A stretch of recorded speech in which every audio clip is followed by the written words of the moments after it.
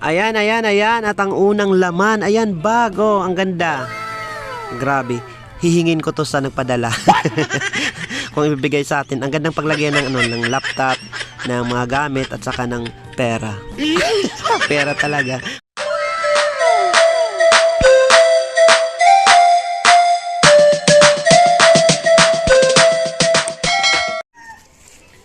Ayan.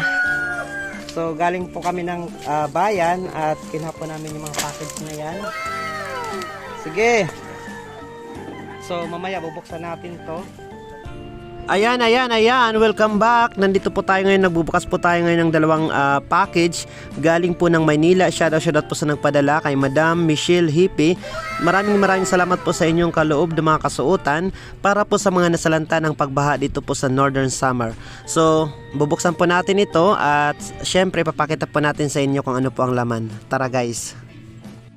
Ayan, ayan, ayan. Dalawang malalaking karton po ito. Galing po ito ng Manila. So, tinapo po namin. Tinapo. So, pinunta po namin ito kaninang umaga doon po sa barangay. Doon po sa Rawis Terminal. Sakay po ito ng tracking. At ayan, ayan. Kung mapapansin ninyo, yung gamit po talaga namin ay napakalaking kutsilyo. Alam nyo kung bakit? Kasi ang kapal po ng karton, oh. Ayan. Sigurista po yung nagpadala nito, eh. Para po hindi madukutan. Yay. Ayan, ayan, ayan. At binubuksan na nga po. Ano kayang nakalagay dito?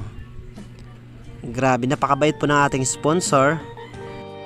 So, ayan, nabuksan na po. Grabe, ang dami pong punong-puno po ng laman. Ayan, ayan, ayan. At ang unang laman, ayan, bago. Ang ganda. Grabe, hihingin ko to sa nagpadala. Kung ibibigay sa atin. Ang gandang paglagyan ng, ng laptop, ng mga gamit, at saka ng pera.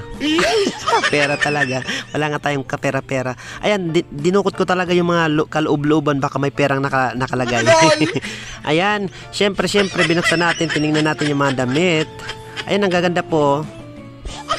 So, ang gagawin po natin dito mula po sa mga kasuotang ito at doon po sa naunang nagpadala kay Madam Rosia si Alaman.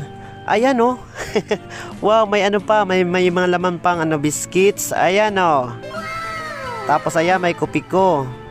Tapos ayan, may gatas pa yan dyan. So, yan po mga groceries na yan. Ibibigay po natin yan doon sa dalawang matanda na tinutulungan natin dito sa Barangay Magsaysay. Kila Lolo Armando at kay Lola Francisca. So, ihatid po natin doon. At then, sinusubukan ko ang buksan. Baka naman pwedeng makabawas ng kahit isa man lang. So, ayan, ayan. Ihatid po natin doon sa, sa dalawang matanda. Ayan, oh, may Beltran. Completos Ricados, may Beltran, may gatas, may ano. So thank you so much po sa ating sponsor. At ayan, binasa ko, oh, may nakalagay pa, Dear Charo, kumusta ka na? Akala ko kasi may sulat, eh. May sulat galing sa ating sponsor. So ayan, ayan. Ang gagawin po natin dito sa bigay na ito ni Ate Michelle Hippie at doon po sa naunang bigay ni Miss Rosia C. Alaman, pagsasamahin po natin at pupunta po tayo sa pipili po tayo ng isang lugar na apektado po ng pagbaha at doon po natin ipamimigay ang lahat ng ito.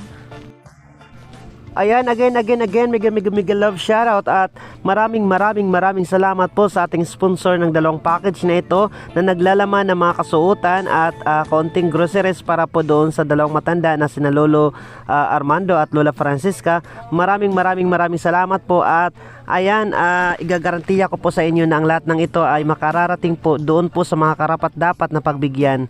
So thank you so much. Abangan ninyo mga kachapsoy kung saang lugar po natin ipamimigay ang mga kasuotan ito.